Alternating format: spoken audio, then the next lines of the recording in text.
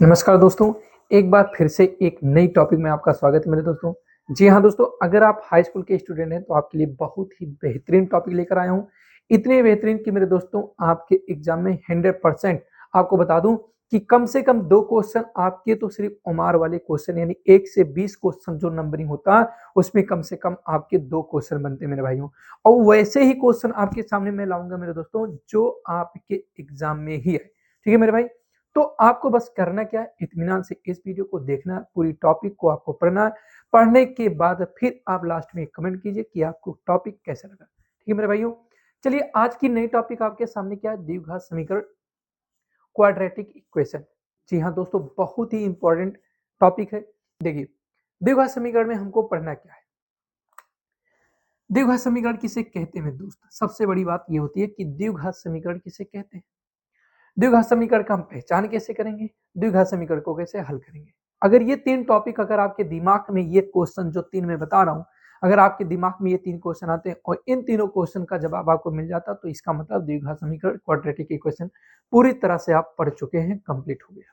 ठीक है मेरे भाई, तो सबसे पहले हम समझते हैं कि द्विघात समीकरण का परिभाषा क्या होता है। तो इससे पहले अभी हमने आपको पढ़ाया पॉलिनोमियल्स, यानी अगर मैंने आपको बता दूं तो बहुपद मैंने आपको बताया।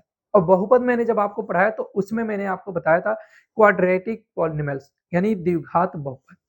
तो द्विघात बहुपद में सिर्फ इक्वल का सिंबल लगा दिया जाएगा तो क्या बन जाएगा, द्विघात समीकरण बन जाएगा। अगर आपसे कोई कह दे तो मानक, मानक क्या होता है, यानी स्टैंडर्ड रूप क्या होता है, यानी मानक रूप क्या होता है, स्टैंडर्ड फॉर्म क्या होता है, जिससे हम किसी भी इक्वेशन को देख के बता सके कि भाई ये द्विघात समीकरण क्वाड्रेटिक इक्वेशन है। ठीक है मेरे भाई, चलिए कैसे समझेंगे, ध्यान दीजिए। A x square plus b x plus c equal 0, इस रूप का कोई भी इक्वेशन आपको दिख जाए तो वह इक्वेशन आपका क्या कहलाएगा, द्विघात समीकरण कहलाएगा। ध्यान दीजिएगा कि जहां पर ए, बी और सी ये क्या है, एक रियल नंबर है। क्या है, एक रियल नंबर है। अगर हम कह दें तो रियल नंबर है यानी वास्तविक संख्या है, जबकि कभी भी ए का मान 0 नहीं होगा। ध्यान दीजिएगा, ए का मान 0 नहीं होगा, यानी ए कामा बी और सी ये सभी के सभी आपके क्या है, एक रियल नंबर वास्तविक संख्या है, जबकि ए का मान कभी भी शून्य नहीं हो सकता है। ठीक है मेरे भाई, अब इसके बाद अगर हम आपसे कह दिए कि भाई पहला जवाब आपका मिला, बिल्कुल मिला, कि द्विघात समीकरण क्या होता है, किसे कहते हैं, तो जो भी समीकरण a x square plus b x plus c equal 0 के रूप का होगा तो वह हमारा द्विघात समीकरण कहलाएगा। पहला पॉइंट आपका क्वेश्चन यहीं से बनता है मेरे भाई। ठीक है, अब इसके बाद कुछ क्वेश्चन भी इसी पे करा दूं तुरंत का तुरंत, कैसे मैं पहचान सकूंगा कि द्विघात समीकरण है या नहीं। तो कुछ क्वेश्चन हमारे पास है मेरे भाई, बुक के जरिए मैं क्वेश्चन आपके सामने लाऊंगा। कह रहा है क्या एक्स माइनस टू का होल स्क्वायर और प्लस वन इक्वल 2x+3, क्या यह द्विघात समीकरण है, क्वेश्चन नंबर एक और क्वेश्चन आपके सामने रखूंगा, x into x plus one plus eight equal x plus two into x minus two, द्विघात समीकरण है या नहीं। एक और क्वेश्चन आपके सामने रखूंगा, यह है x and 2x+3 equal x square plus one. आपको बताना मेरे भाइयों कि यह द्विघात समीकरण है या नहीं। तो मेरे दोस्त, ऐसे समीकरण को हम कैसे पहचान पाएंगे कि द्विघात समीकरण है या नहीं, कैसे, जब ये पूरा का पूरा इक्वेशन जो दिया है ये किस रूप का हो जाए, इस तरह का हो जाए, तो हमारा क्या हो जाएगा, द्विघात समीकरण होगा। चलिए पहले क्वेश्चन को आपके सामने रखता हूं। पहला क्वेश्चन है x-1 का, x-2 का whole square plus one equal 2x+3। ठीक है मेरे भाई, अब अगर आपको ध्यान हो तो a माइनस बी का होल स्क्वायर, पहले आप ध्यान दीजिए, a माइनस बी का whole square a square minus 2ab plus b square, ये आपका फार्मूला होता है। बिल्कुल ये a है और ये b है, a का मतलब x हो गया तो x का स्क्वायर, और फिर -2ab, -2 a की जगह x और b की जगह पे 2, और प्लस b का स्क्वायर यानी 2 का स्क्वायर हम 4 लिख देते हैं भैया, और प्लस 1 इक्वल 2x+3। ये हो गया एक्स स्क्वायर, 2 दूना -4x, 4 और 1 कितना हो जाएगा 5। अब ये टर्म इधर लाएंगे तो -2x, और ये प्लस इधर 3 आएगा तो -3 इक्वल 0।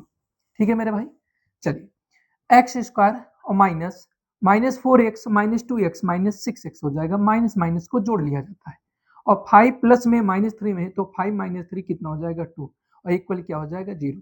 क्या यह समीकरण जो आपका है क्या हुआ है a x square plus b x और प्लस सी इक्वल 0 के रूप का है कि नहीं? के रूप का है, के रूप का है, इसलिए यह द्विघात समीकरण होगा, इसलिए यह द्विघात समीकरण है, होगा नहीं डायरेक्ट लिखेंगे समीकरण है क्योंकि क्लियर हो। ऐसे कितने भाई हैं जिनको ये चीज समझ में बिल्कुल समझ में आ गया होगा। चलिए नेक्स्ट क्वेश्चन पे चलते हैं, इसको मिटा देते हैं मेरे भाई। दूसरे वाले क्वेश्चन पे चलते हैं जो आपके सामने रखा हुआ है, यानी x इंटू एक्स प्लस 1 और plus 8 equal x plus 2 and दूसरे ब्रैकेट में x माइनस 2 मल्टीपल में। दोस्तों अब अगर मैं आपको बताऊं तो ये ब्रैकेट के यहाँ पर मल्टीपल है, इसका मल्टीपल इसके साथ, तो x में x का गुणा होता है मेरे भाई तो x स्क्वायर हो जाएगा। अब इस x का 1 में होगा तो x 1 जा x हो जाएगा और प्लस कितना हो जाएगा 8 इक्वल क्या हो जाएगा। अब आप देख रहे हैं एक बार प्लस में एक बार माइनस में, तो इसको हम कहते हैं क्या मेरे भाई वर्गांतर कहते हैं। क्या कहते हैं वर्गांतर, यानी ये पहले का स्क्वायर और माइनस दूसरे का स्क्वायर। ऐसा क्यों होता है, क्योंकि आपको एक फार्मूला मालूम होगा ए प्लस बी एक में और ए माइनस बी एक में। इस तरह से कोई भी टर्म लिखा हो तो ए स्क्वायर माइनस बी स्क्वायर कर सकते हैं। स्क्वायर यानी पहले का मतलब एक्स स्क्वायर और माइनस 2 का स्क्वायर, तो 2 दूना 4 में डायरेक्टली लिख दे रहा हूँ। ठीक है मेरे दोस्त, अगर मैं आपसे कहूँ एक चीज और आपको सिखाना चाहूँ, अगर बराबर का सिंबल लगा यानी इक्वल का सिंबल है और उसके पहले इधर एक्स स्क्वायर प्लस में देखिए प्लस सिंबल के साथ है, यानी हूबहू जैसा का तैसा लिखा हुआ अगर आपको दूसरे साइड में दिख रहा तो आप बिल्कुल इसको काट सकते हैं। तो बचा कितना x, इस 4 को इधर लाएंगे तो 8 प्लस 4 हो जाएगा और इक्वल 0, x प्लस 8 और प्लस 4 कितना हो जाएगा 12 इक्वल 0। क्या मेरे दोस्त ये a x square plus b x plus c के रूप का है? बोलिए बिल्कुल नहीं है, के रूप का नहीं है, के रूप का नहीं है, के रूप का नहीं है, इसलिए यह द्विघात समीकरण, यह द्विघात समीकरण, द्विघात समीकरण नहीं होगा, नहीं होगा, द्विघात समीकरण नहीं होगा। बिल्कुल बड़े इत्मीनान से आपको समझ में आ रहा होगा मेरे दोस्तों। अगर आप पहली बार मैथ पढ़ रहे होंगे तो मैं गारंटी बता रहा हूं कि आपको इतने बेहतरीन तरीके से कभी भी नहीं समझ में आया होगा जितने अच्छे से आज आपको समझ में आ रहा है। ठीक है मेरे भाई, तीसरा क्वेश्चन मैं आपके लिए छोड़ता हूं, तीसरा क्वेश्चन आप स्वयं लगाएंगे। ठीक है, अब चलते हैं इसके अगले टॉपिक पे मेरे भाई। ठीक है, तो दोस्तों अभी तक आप सीखे हैं कि द्विघात समीकरण का पहचान कैसे किया जाए, उस पर हम लोगों ने क्वेश्चन भी कर लिया। ठीक है मेरे भाई, अब हम समझते हैं कि द्विघात समीकरण के मूल यानी roots of a quadratic equation, ये भी आपका दूसरा स्टेप होता है द्विघात समीकरण को हल करने का। या आपके एग्जाम में जो क्वेश्चन पूछे जाते हैं वहां से यहाँ पर क्वेश्चन आता है मेरे भैया, यानी इस टॉपिक से क्वेश्चन आपके एग्जाम में आते हैं कि द्विघात समीकरण के मूल क्या होंगे। मतलब आपने अभी अभी कहा कि द्विघात समीकरण का क्या स्टैंडर्ड फॉर्म होता है, a x square plus b x plus c equal 0। Root का मतलब होता है मेरे भाई, अगर हम कहें आपसे तो रूट्स, रूट्स का मतलब अगर हम कहें तो मूल, इसी को हम लोग हल भी कहते हैं। ठीक है मेरे दोस्त, इसी को हम लोग मूल कह सकते हैं, इसी को इंग्लिश में हम रूट्स भी कहते हैं और इसी को हम लोग हल भी कहते हैं। मेरे दोस्त अगर हम कहें तो मूल कितने होते हैं, द्विघात समीकरण के कितने मूल होते हैं, तो मैं अगर आपसे कह दूं तो मूलों की संख्या यानी मूल जो होंगे इसके 2 होंगे। अब ऐसा क्यों होता है मेरे भाई, वो भी मैं आपको बता चुका हूं किसमें, पॉलिनोमियल्स में, जब मैंने बताया था कि शून्य किसे कहते हैं। फिर भी मैं आपको फिर से रिटर्न कर रहा हूं। यहाँ पर आप देख रहे हैं कि इस पूरे बहुपद यानी इस पूरे इक्वेशन की, इस पूरे इक्वेशन की जो घात है वो कितनी घात है 2। जब जितनी घात का इक्वेशन होगा वो इसके उतने रूट्स निकलेंगे मेरे भाई, ये आप समझिए। सबसे इंपॉर्टेंट पॉइंट मैंने आपको बताया पहचाने के कि इसके कितने रूट्स होंगे। आपके सामने ऐसे कोई दे दिया a x cube plus b x square plus c x plus d equal 0, आपसे कोई कह दे कि इस इक्वेशन का रूट कितने होंगे, रूट भी मैं बताऊंगा कि रूट होता क्या आपके दिमाग में चल रहा मैं बताऊंगा इसके, यानी कि इस पूरे बहुपद का अगर यहाँ पर ऐसे टच करके इसको ढक दें तो ये पूरा हमारा पॉलिनोमियल है। ये कितने घात का पॉलिनोमियल है, 3 घात का, यानी ये इक्वेशन हमारा जो है त्रिघात समीकरण है। तो इसके जितने मैक्सिमम घात होगा उसके उतने रूट्स होंगे। तो इसके कितने रूट्स होंगे, 3 रूट्स होंगे। ठीक है मेरे भाई, चलिए अब आपको मैं बता रहा हूं कि रूट्स क्या है, आपके दिमाग में चल रहा है कि ये मूल क्या है। शून्य को मूल बिल्कुल एक ही तरह होते हैं, बस वो पॉलिनोमियल्स में होते हैं और यहाँ पर हम क्वाड्रेटिक इक्वेशन पढ़ रहे हैं। तो मूल का मतलब ये होता है मेरे दोस्त कि ये जो यक्स है, ये जो आपको यक्स दिख रहा है, ये जो आपको यक्स दिख रहा है, अर्थात ये पूरा इक्वेशन जो आपके सामने दिख रहा है, इस पूरे इक्वेशन में आई हुई x का कोई ऐसा मान होगा जिसको रखने से ये पूरा का पूरा मान जो बाएं पक्ष में आएगा वो दाएं पक्ष के मान के बराबर होगा। यानी अगर दाएं साइड में यानी राइट इन में अगर आपको राइट साइड में अगर आपको क्या मिल रहा है 0, तो लेफ्ट हैंड में भी आपको क्या मिलना चाहिए 0। जैसे सामने क्वेश्चन लिख रहा हूं 4x² माइनस 12x और प्लस 9 इक्वल 0। ठीक, अब यहाँ पर करना क्या मेरे भाई कि x का ऐसा कोई मान रखो जिससे ये पूरा का पूरा वैल्यू संतुष्ट होकर क्या आ जाए 0 आ जाए। तो आप अब x का वैल्यू जब आप रखना शुरू करेंगे तो 1 रखेंगे, 1 रखेंगे तो 1 का स्क्वायर 1 4 और 12, 12 में से यानी 9 और 4 कितना हो जाएगा 13, 13 में से 12 जाएगा तो कितना होगा 1, यानी 0 नहीं है। तो हमने आपसे क्या कहा भाई कि ये जो x के मान होंगे वो क्या करेंगे, इसको पूरी तरह से संतुष्ट कर दें।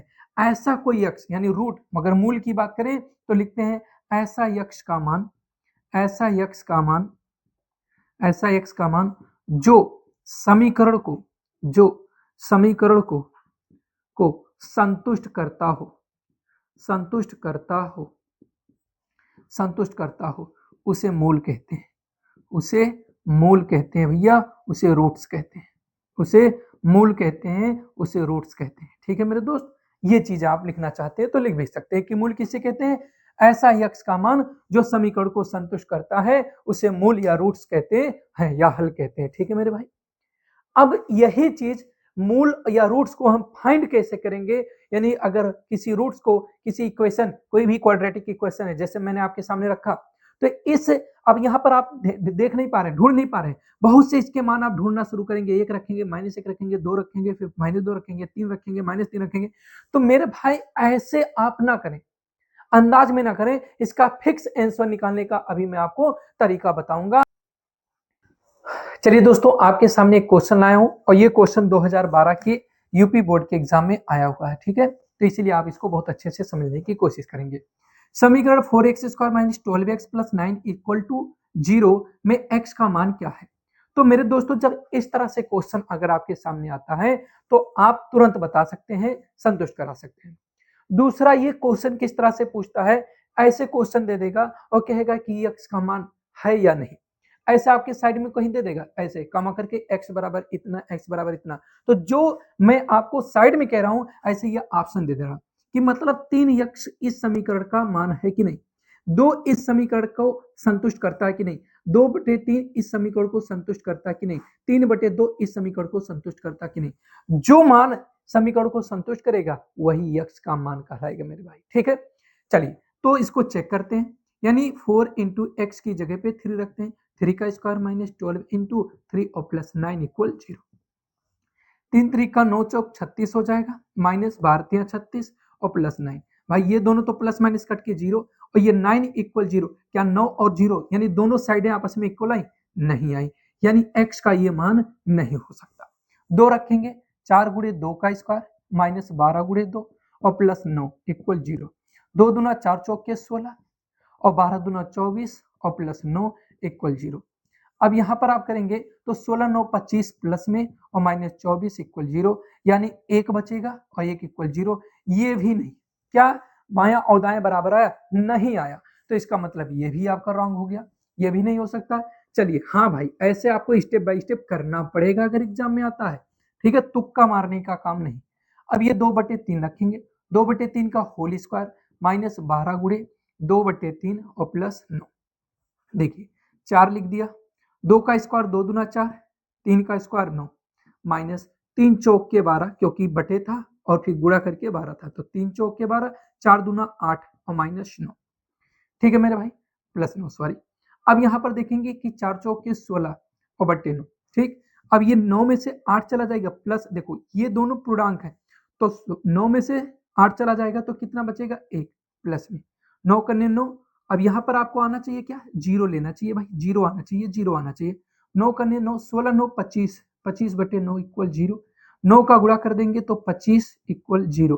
क्या फिर से बराबर है? बिल्कुल नहीं बराबर है, इसका मतलब ये भी इसका सॉल्यूशन नहीं हुआ। चलिए अब 3/2 रख के देख लेते हैं भाई, ये हो गया 4 और 3/2 का होल स्क्वायर -12 गुणे 3/2 और प्लस 9 इक्वल 0। ठीक है, 2 से काटेंगे, 2 छक 12 हो जाएगा, 4 गुणे 3 त्रिक का 9 और 2 दूना 4 माइनस 6 त्रिक 18 और प्लस 9 इक्वल 0। ये इससे कैंसिल करेंगे तो 9 आएगा, ये प्लस में 9 और माइनस 18 बराबर 0। 9 प्लस 9 18 हो जाएगा, माइनस 9 18 इक्वल 0। 18 से 18 कट जाएगा तो 0 और इक्वल 0। क्या मेरे भाई आया? क्या मेरे दोस्त आया? दोनों साइडें इक्वल आ गई। जिस मान से दोनों साइडें, जिस एक्स के मान से दोनों साइडें 0 हुई, यानी दोनों साइडें संतुष्ट हो गई, इसका मतलब वही हमारा क्या भैया सॉल्यूशन है, यानी 3/2 इस समीकरण का हल है या कहीं एक्स का मान है। ठीक है मेरे भाई, तो ये भी इस तरह का एक क्वेश्चन बनता है, ये भी मैंने करा दिया। अब चलते हैं द्विघात समीकरण को हल करने की विधि पर। चलिए एक क्वेश्चन और आपके सामने, इसको आप लोग अभी से इंपॉर्टेंट कर दीजिएगा। यह आपके 1 नंबर वाले में यानी OMR में पूछा गया। मेरे दोस्तों, जो व्यक्ति ऐसे, मेरे भाइयों, जो स्टूडेंट ऐसे हैं जो ओमार भरना नहीं जानते हैं, उनको ऑलरेडी मैं ओमार आर के वर्मा लिख देंगे तो आ जाएगा वीडियो, और उसको देख के आप ओमार भरने का तरीका सीख सकते हैं। ठीक है मेरे भाई, चलिए, यह समीकरण x² plus 3ax minus 2a equal 0 का एक मूल यानी एक हल x बराबर 2 है तो a का मान ज्ञात करें। दोस्तों, a प्रश्न में होगा तो a का मान, p होगा तो p का मान, k होगा तो k का मान, m होगा तो m का मान, ऐसे आपके सामने पूछता है। तो मेरे भाई, अगर मैं कह देता हूं क्या, x बराबर 2, समीकरण समीकरण x² प्लस 3ax माइनस 2 बराबर 0 में रखने पर, 2a बराबर 0 में रखने पर, तो जब रखने की बात हुई तो 2 का स्क्वायर और प्लस 3a गुणे 2 माइनस 2a इक्वल 0। 2 दूना 4 हो जाएगा, 3 दूना 6a और माइनस 2a इक्वल 0। भाई मेरे, 6a में से 2a चला जाएगा तो 4a बचेगा, और इस 4 को माइनस इधर भेजूंगा, माइनस 4 ही आ जाएगा। a बराबर -4/4 हो जाएगा, 4 से 4 कटेगा, -1 आ जाएगा, और यही आपका आंसर होगा। बस, काम एकदम क्लियर हो गया। 4 नंबर में कभी कभी पूछ लेता है, कभी 2 नंबर में पूछ लेता है, तो आप लोग अच्छे से इसको पढ़ें, दोहराएं और बेहतरीन तरीके से आप जुड़े रहें। ठीक है मेरे दोस्तों, चलिए अगले क्वेश्चन पे चलते हैं मेरे भाई। तो दोस्तों, अब हम लोग सीखने वाले हैं कि द्विघात समीकरण को हल करने की विधि, कितनी विधियों से हम द्विघात समीकरण को हल कर सकते हैं। ठीक है मेरे भाई, चलिए, एक होता है कि मिश्र समीकरण होता है। मिश्र समीकरण को हम गुणनखंड विधि भी लेते हैं, पूर्ण वर्ग बनाकर भी सॉल्व करते हैं, और सूत्र द्वारा भी हल करते हैं।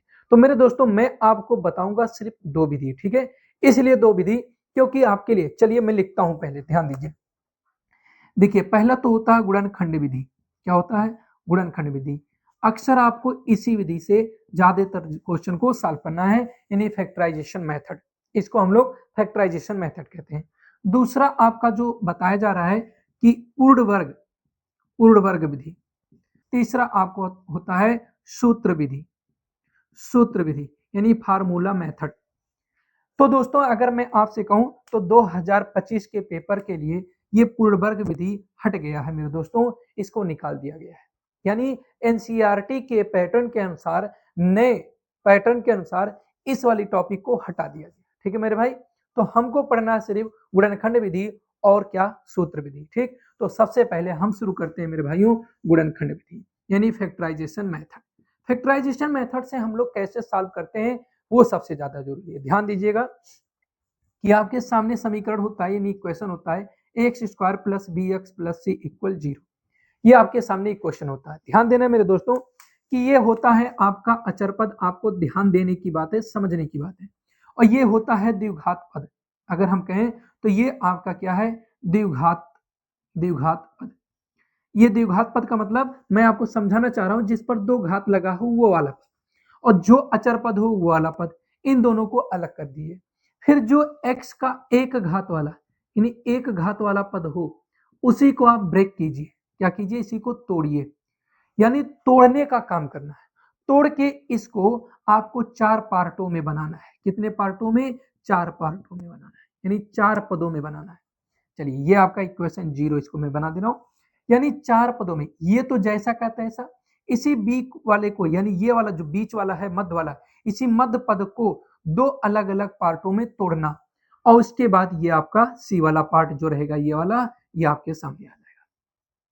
तो ये जो होता है, ये बीच वाले मध्य भाग को बांटने का जो काम किया जाता है, यानी मिडिल पार्ट को हम जो लोग जो डिवाइड करते हैं, यानी पार्टों में इसको हम क्या कहते हैं, तोड़ते हैं, तो यही मेथड हमारा गुणनखंड मेथड में ले जाएगा। यही हमारा गुणनखंड मेथड कहलाता है। फिर इसके लिए हम क्या करते हैं, दो दो का पेयर बना लेते हैं, और दो दो का पेयर बनाने के बाद ये चेक करते हैं कि इसमें कोई कॉमन फैक्टर है। अगर इसमें से कोई कॉमन फैक्टर है तो उस कॉमन फैक्टर को हम यहाँ पर लिख लेते हैं, और जो इसमें शेष राशि बची होती है उसको हम इसमें लिखेंगे। फिर यहाँ प्लस हो या माइनस वही हम आगे लगा देंगे। फिर देखेंगे कि इन दोनों में से कोई कॉमन टर्म है तो उस कॉमन टर्म को हम बाहर कर देंगे। बाहर करने के बाद फिर जो भी बचेगा उसको यहाँ लिख लेंगे। ध्यान देना है, अगर आपने इस बीच वाले को सही तरीके से तोड़ा है तो जो फैक्टर ये वाला ब्रैकेट में आएगा सेम वही यहाँ पर भी आएगा। ये बात ध्यान दीजिए। अगर आपका सेम मिलता है तो इन दोनों को आप एक में लिखेंगे, यानी इन दोनों को खींच के बाहर करेंगे, तो ये दोनों खींच के बाहर होने के बाद यहाँ से ये बचाएंगे और यहाँ से ये, यानी अगर हम आपसे कहें तो कुछ ऐसे ब्रैकेट बना के और प्लस माइनस जो भी प्लस हो या माइनस हो उसको इस तरह से आप लिख लेंगे। कहेंगे सर ये सब आप क्या बना दिए, मेरे दोस्त सिर्फ आपको समझाना चाह रहा हूँ। ठीक है, चलिए अब क्वेश्चन लाते तब मैं आपको समझाता हूँ कि आप वास्तव में ये क्या समझ लिए क्या नहीं समझे। ठीक है मेरे भाई, चलिए। तो दोस्तों देखिए, आपके सामने गुणनखंड मेथड से हम लोगों को क्या करना, दो इक्वेशन आपके सामने लिखा हूं, जबकि ये क्वेश्चन आपके सामने जो है 2016 में आया हुआ है, ये 2019 में आया हुआ है। ठीक है मेरे भाई, चलिए। पहला क्वेश्चन कह रहा है कि समीकरण 3x² minus 4x minus 4 equal 0 को गुणनखंड विधि द्वारा हल कीजिए। पहला भी बताऊंगा, दूसरा भी बताऊंगा। दूसरा बहुत ही इंपॉर्टेंट है, ये भी ध्यान में रखिएगा, क्योंकि करड़ी के जितने भी क्वेश्चन होते हैं ये द्विघात समीकरण में, वो आपके लिए बहुत ही इंपॉर्टेंट है, खासकर 2025 एग्जाम के लिए। तो चलिए पहले क्वेश्चन को हम लोग सॉल्व करते हैं, और बहुत इत्मीनान से समझिएगा, नजर नहीं हटनी चाहिए, एक एक पॉइंट आपके सामने रखूंगा इसी वजह से। 3x² minus 4x minus 4 equal 0। देखिए जिस तरह से मैं आपको बताऊंगा, पूरे जीवन अभी तक आपने गुणनखंड में कुछ नहीं सीखा, लेकिन इसके बाद आपको कभी भी कोई जरूरत ही नहीं पड़ेगी, और अगर आपने सीख भी लिया तो जीवन में कभी आप भूलेंगे नहीं। ठीक है मेरे भाई, देखिए सबसे पहले आपको ध्यान देना है कि पहले टर्म को देखना है और ये लास्ट अचर पद को। क्या एक्स स्क्वायर का कोई कोफिशिएंट है, एक्स स्क्वायर का कोई गुणांक आया है? बिल्कुल सर आया हुआ है, 3 है। तो इस 3 का इसमें पहले गुणा कराइए। तो जब 3 का आप 4 में गुणा कराएंगे तो 3 चौक के 12, मतलब आपको अब इमेजिन करनी है, अपने दिमाग में मानना है कि ये 4 ना होके ये कितना है भाई, 12 है। कितना है दोस्त, 12 है। 4 ना होके 12 है। ठीक, अब आपको ध्यान देना है मेरे भाई, अब ध्यान देना है कि ये जो 12 आया है, दो संख्या का गुणा कर दो, यानी दो नंबर मिल जाए, एक का नाम n1 हमने कर दिया और एक का नाम n2। दो संख्याओं का गुणा कीजिए कि 12 हो जाए, और ध्यान दीजिए यहाँ कौन सा सिंबल है मेरे भाई, माइनस का। उन्हीं दोनों को घटा भी दीजिए, और घटाने के बाद कौन सी संख्या मिल जानी चाहिए, ये वाली संख्या x, यानी बीच वाला टर्म मिलना चाहिए। यानी कितना होना चाहिए, 4 होना चाहिए। तो अगर आपको नहीं आता है कि दो संख्या का गुणा करे 12 और दोनों को घटाने से आ जाए 4, तो आप ये चेक करो कि 12 किस में आता है। 2 4 आप करोगे ना, ऑटोमेटिक आपको आ जाएगा। तो 12 गुणे 1 करने पर 12 होता है, 6 गुणे 2 करने पर भी 12 होता है, 4 गुणे 3 करने पर भी 12 होता है। अब ये मत कहना सर 3 गुणे 4, भाई मेरे दोनों एक ही चीज है। ठीक है, क्या 12 में से एक आप घटाएंगे तो 4 आएगा? बिल्कुल नहीं आएगा, ये रॉन्ग हो गया। क्या 4 में से 3 घटाएंगे आपका 4 आएगा? बिल्कुल नहीं आएगा। क्या 6 में से 2 आप घटाएंगे तो 4 आएगा? बिल्कुल सही। यानी यही पेयर सिर्फ हमारे काम का है, बाकी और कोई पेयर हमारे काम का नहीं है। ठीक है मेरे भाई, तो इसका मतलब करना क्या है सर, चलिए मैं आगे आपको बताता हूँ। 3x² जैसा का तैसा लिखेंगे, सिंबल के साथ माइनस था तो माइनस। इस 4 को मैं क्या लिखूंगा, दो संख्याओं में तोड़ना है, 6 और 2, यानी 6 में से 2 को घटाएंगे, और -4 इक्वल 0। अब ये मत कहना सर आपने 12 लिखा था, हमने कहा इमेजिन करनी है, सिर्फ माननी है आपको। क्या करने के लिए, कि बीच वाला जो पार्ट है उसको मिडिल वाले पार्ट को दो भागों में क्या करना है, बांटना है। अब ये हो जाएगा 3x²। ध्यान दीजिए यहाँ माइनस है और यहाँ गुणा का सिंबल होता है। इस यक्स का 6 में गुणा होगा, 6 के आगे कोई सिंबल नहीं दिखता तो प्लस माना जाता है, प्लस और माइनस का गुणा माइनस, 6 करने 6 यक्स। फिर इस यक्स का 2 में गुणा होगा, माइनस और माइनस का गुणा प्लस, 2 करने 2 यक्स और माइनस 4 बराबर क्या हो जाएगा 0।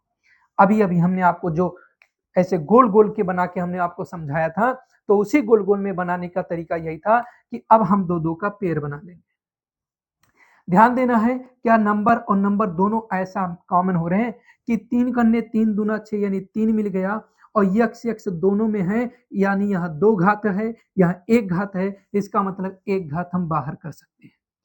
3 करने 3 हो जाएगा, और x का 2 पार्ट था, यानी 2 यानी x गुणे x था, x स्क्वायर का मतलब x गुणे x, अगर एक x चला गया तो एक x बच गया। अब इस 3 से इस 6 में डिवाइड करेंगे, 3 दूना 6, और x चली ही गया तो खत्म है कहानी उसका। फिर प्लस है, देखो यहाँ प्लस था तो वही प्लस हमने नोट कर लिया, माइनस होता तो माइनस नोट करता। अब 2 और 2 दूना 4 यानी 2 मिल गया, और जब 2 हमने बाहर किया तो x बचा, और ये जो प्लस है इस माइनस को माइनस कर देगा, यानी प्लस माइनस माइनस, यानी माइनस में हम प्लस से डिवाइड करेंगे तो वो हमें माइनस का रिजल्ट देता है। तो 2 दूना 4 हो जाएगा, यानी 2 मिला, और इक्वल 0। हमने आपसे यही कहा था कि अगर आपने सही कॉमन किया है तो ये दोनों ब्रैकेट में जो संख्याएं आएंगी, यानी फैक्टर जो आएगा वो दोनों सेम आएगा। अब जब सेम आ रहा है तो इनको जिस तरह से रस्सी से हमने बांधा, खींच के बाहर करेंगे तो x माइनस 2 ऐसे बाहर हो गया। जब ये बाहर हुआ तो किसको छोड़ गया, 3x को छोड़ गया, और ये किसको छोड़ गया, +2 को, इक्वल 0। अब यही गुणनखंड हो गया मेरे भाई, यही गुणनखंड हो गया, यानी एक गुणनखंड x माइनस 2 हुआ और दूसरा गुणनखंड 3x + 2 हुआ, किसका भैया, इसका। अब आपको करना क्या है, यदि लिखेंगे, यदि x माइनस 2 इक्वल 0 तो x इक्वल क्या हो जाएगा, 2x का 1 माना गया। दूसरा और यदि कहेंगे मेरे भाई, कहेंगे और यदि क्या, कि 3x + 2 इक्वल 0, तो 3x इक्वल क्या हो जाएगा, -2, और x इक्वल -2/3। अगर मेरे दोस्त नीचे नहीं दिख रहा होगा तो आप कोऑपरेट कीजिएगा, ठीक है। फिर हमको लग रहा है दिख रहा कृष्णा, चलिए। तो अब लिखेंगे अतः हल समुच्चय, अतः हल समुच्चय, अतः हल समुच्चय क्या लिखेंगे मेरे भाई, क्या लिखेंगे, x का पहला वैल्यू -2 और दूसरा वैल्यू -2/3। अगर यही आया, नहीं +2 आया, +2 लिखेंगे, ठीक। और यही आपका आंसर हो जाएगा लास्ट का। बस ऐसे ही आपको पूरा का पूरा सॉल्व करना है, ठीक है मेरे भाई। दूसरे क्वेश्चन को भी तुरंत उठा लेते हैं आपके सामने, ताकि फटाफट हो जाए। और अभी तक वीडियो को लाइक नहीं किए हो तो वीडियो को लाइक कर देना, और अपने यार दोस्तों में इसको शेयर कर दो, ताकि उन तक भी ये चीजें पहुंच जाए। और हमें तो पूरी तरह से लगता है कि इतना डीपली और इतने अच्छे तरीके से शायद आपको कोई पढ़ाया हो, तो शायद मुझे नहीं लगता, ठीक है मेरे भाई। चलिए इस इंपॉर्टेंट क्वेश्चन पे चलते हैं, थोड़ी स्पीड के साथ चलेंगे। 3x² माइनस 2 करड़ी में 6 और प्लस x + 2 इक्वल 0। फिर वही काम करना है कि 3 दूना 6। थोड़ा सा इसमें समझने की बात है, क्योंकि आपकी परेशानी करड़ी से। इसको हमने यहाँ पर गुणा कराया 3 दूना 6, यानी अमेजिंग किया कि 6 हो गया। दो संख्या का गुणा करना है कि 6 तो हो जाए, यानी दो संख्या n1 एंड n2 दोनों का गुणा करना है कि 6 हो जाए। और ध्यान देना ये प्लस है, दोनों को जोड़ देना है, यानी इन्हीं दोनों संख्याओं को जोड़ना है, और जोड़ने के बाद क्या हो जाए, 2 करड़ी में 6। तो मेरे भाई आपको मैं बता दूं, 6 है और 6 करड़ी में भी है, तो आपको बहुत पहले से समझाया गया होगा। जब आपको 9th में करड़ी चैप्टर पढ़ाया गया होगा तो वहां पर बताया होगा कि अगर लाइक शर्ट्स हो, यानी सजातीय करड़ी हो, तो दो सजातीय करड़ी का गुणा करने पर करड़ी हट जाता है, केवल और केवल नंबर लिखा जाता है। बिल्कुल सही हो गया। इसका मतलब दो संख्याएं कौन कौन हुई, करड़ी 6 और करड़ी 6 का गुणा करने पर ही 6 आएगा।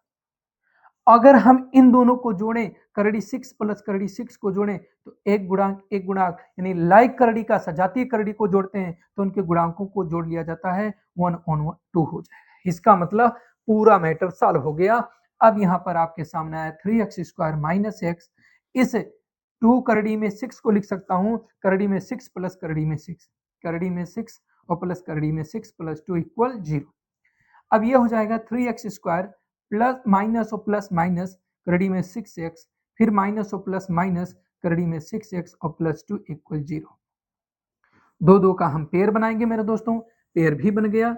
देखेंगे कि पहले वाले में क्या कॉमन हो रहा है। x तो कॉमन हो रहा है, लेकिन आपके नजर में हो गया 3, चलो यहाँ पर मैं लिख देता हूँ ताकि आपको और अच्छे से समझ आ पाऊँ। ये 3x स्क्वायर माइनस करड़ी में 6x माइनस करड़ी में 6x और प्लस 2 इक्वल 0। हमने कहा दो दो का पेयर आपने बना लिया। आपकी इच्छा हुई सर ये तो कॉमन हो गया x। आपने कहा सर 3 करने 3, 3 दूना 6, बड़ी मार पड़ेगी भाई।